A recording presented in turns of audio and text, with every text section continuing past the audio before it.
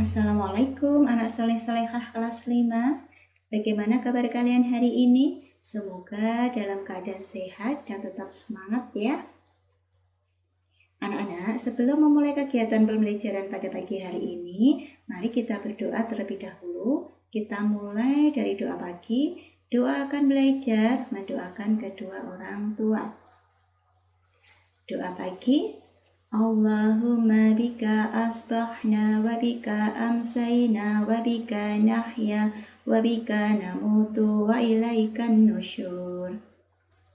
Doa mau belajar. Rabbi zidni ilma warzuqni fahma waj'alni minas sholihin. Doa untuk kedua orang tua. Allahumma ghfirli wa liwalidayya warhamhuma kama rabbayani shaghira. Anak-anak, semoga dengan kita awali berdoa, pembelajaran kita hari ini berjalan dengan lancar dan kita diberi kemudahan dalam memahami ilmu-ilmu yang akan kita pelajari hari ini ya. Oke, anak-anak, sudah siap untuk belajar? Oke, siap ya. Anak-anak, hari ini akan belajar bersama dengan Bu Wiwit. Kita akan belajar tema 1, subtema 3, lingkungan dan manfaatnya, pembelajaran 1, 2, dan 3.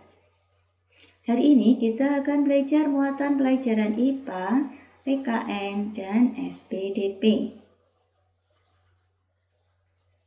Tujuan pembelajaran kita hari ini setelah mengamati gambar dan menyimak penjelasan pada PowerPoint, anak-anak diharapkan mampu, pertama, memahami macam-macam kelainan pada tulang manusia. Kedua, memahami macam-macam gangguan pada otot manusia.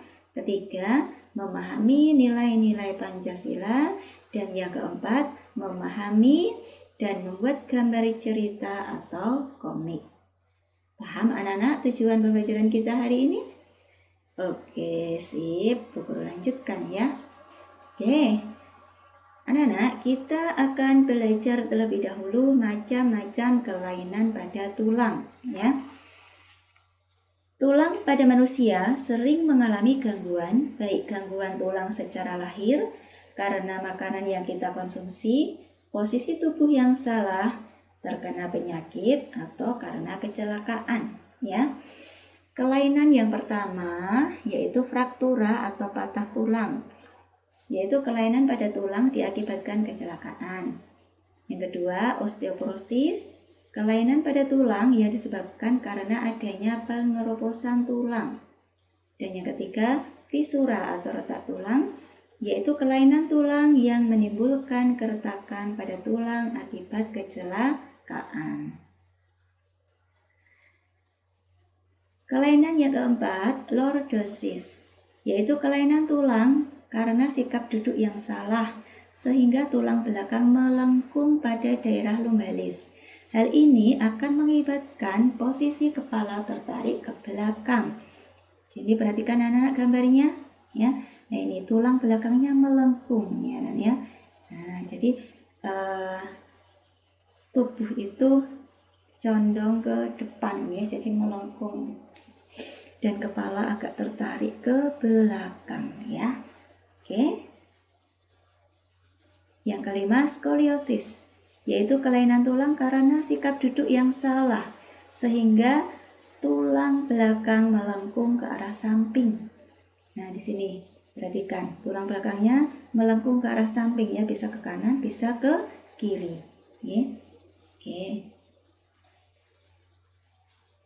Keenam, kifosis, yaitu kelainan tulang karena sikap duduk membungkuk sehingga tulang belakang membengkok ke belakang. Nah, ini contohnya ya, kifosis itu membungkuk posisinya ya, tulang belakangnya seperti ini. Nah, jadi anak-anak ya, ketika kita belajar ya, ketika anak-anak belajar, perhatikan posisi duduk anak-anak ya. Perhatikan posisinya, pastikan anak-anak duduk dengan posisi yang benar agar terhindar dari kelainan-kelainan tadi ya. Oke. Selanjutnya, macam-macam gangguan pada otot manusia. Yang pertama hipertrofi, yaitu kelainan otot yang membesar dan menjadi lebih kuat. Nah ini contohnya ya, ototnya membesar menjadi lebih kuat, namanya hipertrofi anak-anak ya. Kemudian yang kedua atrofi, yaitu kelainan otot yang mengecil, lemah, fungsi otot yang menurun. Nah kebalikan dari hipertrofi anak-anak ya. Atrofi itu ototnya mengecil dan melemah. Ya. Selanjutnya yang ketiga stiff atau kaku leher, yaitu kelainan otot karena adanya peradangan otot trapesius leher akibat gerakan yang menghentak secara tiba-tiba atau salah gerak. Nah ini ya, mungkin kita pernah mengalami anak-anak ya. Nah bisa jadi untuk kaku leher ini juga karena posisi tidur kita yang kurang tepat ya, juga bisa mengakibatkan kaku leher anak-anak ya. Kemudian yang keempat tetanus, kelainan otot yang disebabkan adanya infeksi bakteri Clostridium tetani. Tetanus menyebabkan otot menjadi kejang-kejang. Nah ini ya, ini ada contoh penderita tetanus anak-anak ya. Nah anak-anak ya, semoga kita semua terhindar dari berbagai macam kelainan dan gangguan tadi anak-anak ya. Kita harus bersyukur karena kita bisa tumbuh dengan normal ya. Dan kita gunakan anggota tubuh kita gunakan untuk melakukan hal-hal yang baik yang bermanfaat anak-anak ya. Ya itu adalah wujud dari syukur kita kepada Allah ya. Oke. Selanjutnya kita akan belajar tentang nilai-nilai Pancasila ya. Oke, Pancasila mempunyai nilai-nilai yang dapat kita teladani atau kita contoh. Nilai yang dimaksud adalah ciri khas yang dimiliki oleh Pancasila sebagai ideologi negara yang membedakannya dengan ideologi-ideologi yang lain ya. Yang pertama, nilai ketuhanan yang Maha Esa. Antara lain, beriman kepada Tuhan yang Maha Esa sesuai dengan agama yang dianut, kemudian mengajarkan nilai-nilai saling menghormati dan bekerja sama antar pemeluk agama. Nah ini adalah nilai-nilai ketuhanan yang Maha Esa yang bisa kita contoh anak-anak ya. Nah yang kedua, nilai kemanusiaan yang adil dan beradab. Antara lain, setiap warga negara Indonesia harus menjunjung persamaan derajat, hak, dan kewajibannya. Oke, selanjutnya yang ketiga nilai persatuan Indonesia. Ya, kita bisa menjaga kesatuan dan persatuan negara Indonesia. Ya, jadi nilai kesatuan dan persatuan ini harus kita jaga ya anak-anak ya. Kemudian yang keempat, nilai kerakyatan yang dipimpin oleh hikmat kebijaksanaan dalam permusyawaratan perwakilan.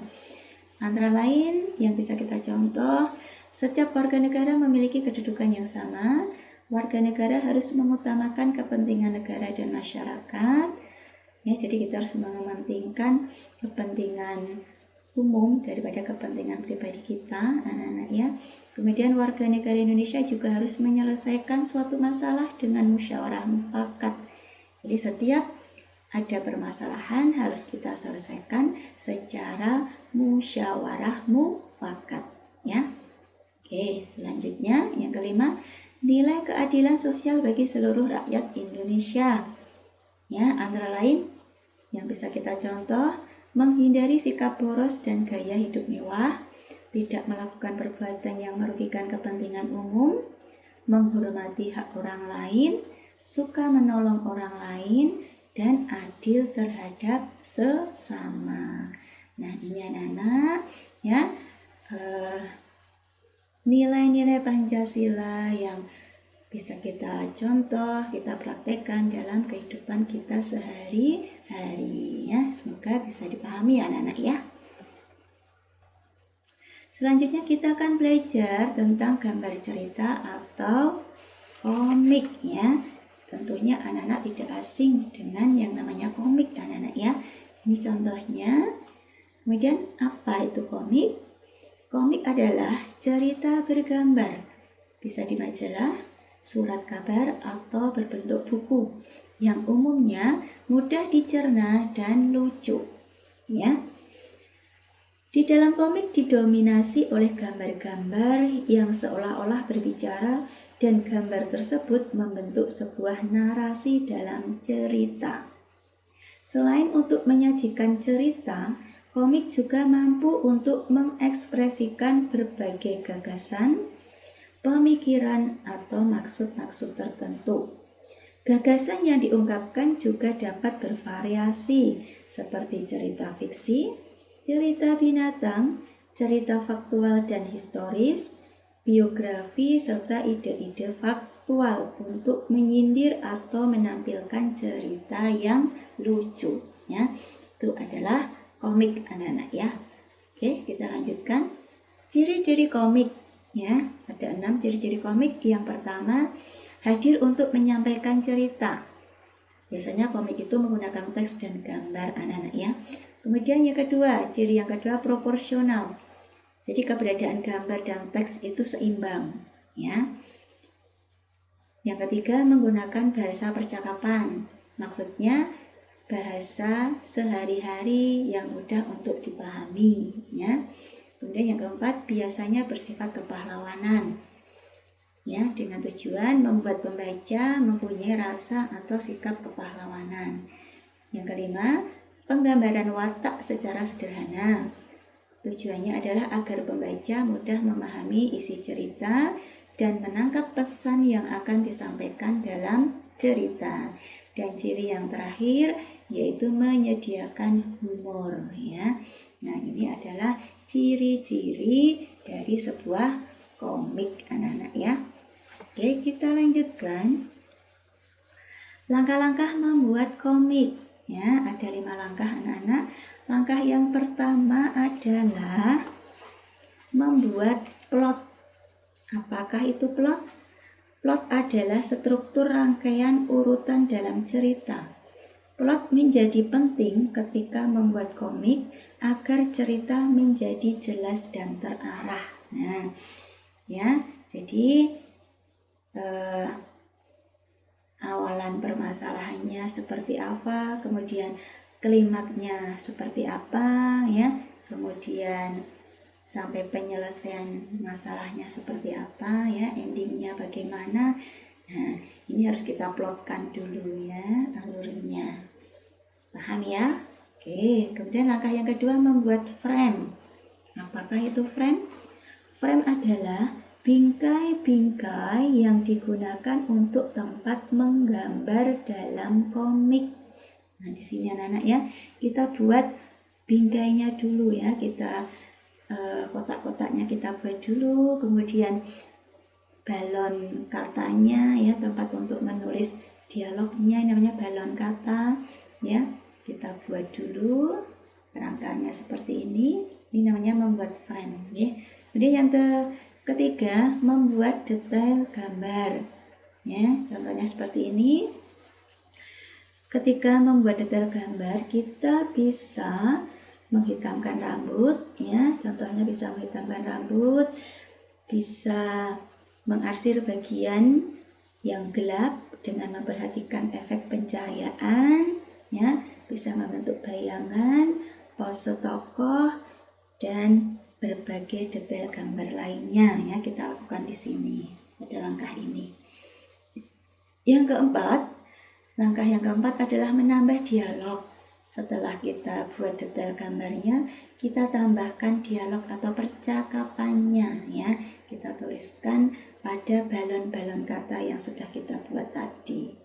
Nah, kemudian yang terakhir mewarnai gambar. Ya, setelah kita menambahkan dialog atau percakapan, kita warnai agar menjadi lebih menarik anak-anak ya. Oke, dalam mewarnai gambar anak-anak ya, pewarnaan dalam menggambar dapat dilaksanakan dengan 2 corak, yaitu corak realis dan corak bukan realis. Pewarnaan corak realis harus sesuai dengan keadaan nyata, sedangkan pewarnaan corak bukan realis lebih bebas atau tidak terikat oleh warna aslinya. Ya, jadi ketika mewarnai itu ada dua cara, bisa dengan corak realis, bisa dengan corak bukan realis. Ya, anak-anak. Oke, ini adalah langkah-langkah dalam membuat komik. Bagaimana anak-anak? Mudah kan? Nah, nanti anak-anak bisa mempraktikkan ya. Oke anak-anak, untuk tugas kalian nanti silahkan mencari sebuah gambar cerita atau komik bertema pendidikan dari majalah atau surat kabar. Nanti silahkan difoto dan kirimkan ke wali kelas masing-masing ya. Kerjakan tugas tepat waktu, jangan ditunda-tunda agar tidak menumpuk di akhir anak-anak ya. Oke. Perhatikan kata motivasi berikut anak-anak ya. Jadilah tampan dengan kejujuran. Jadilah cantik dengan tidak berdusta. Nah, di sini adalah pentingnya sebuah kejujuran anak-anak ya. Meskipun berakibat pahit ya atau buruk, tapi kejujuran itu harus tetap kita kedepankan atau kita utamakan dalam setiap tingkah laku dalam keseharian kita anak-anak ya. Oke, kita harus menjadi orang yang jujur ya. Oke, siap anak-anak? Siap ya. Oke, karena pembelajaran kita sudah selesai, mari kita tutup dengan berdoa anak-anak. Allahumma arinal haqqa haqqa warzuqna ittiba'ah wa arinal batila batila warzuqna ijtinabah. Oke anak-anak, untuk selanjutnya Bu Guru ucapkan terima kasih sudah mengikuti pembelajaran dengan baik ya. Tetap semangat meskipun pembelajaran kita masih berjalan secara daring atau online. Mudah-mudahan situasi dan kondisi segera membaik ya, sehingga kita bisa segera melaksanakan pembelajaran tatap muka seperti dulu anak-anak ya. Tetap semangat belajar, tetap jaga kesehatan, patuhi protokol kesehatan dimanapun kita berada. Oke anak-anak, wassalamualaikum warahmatullahi wabarakatuh.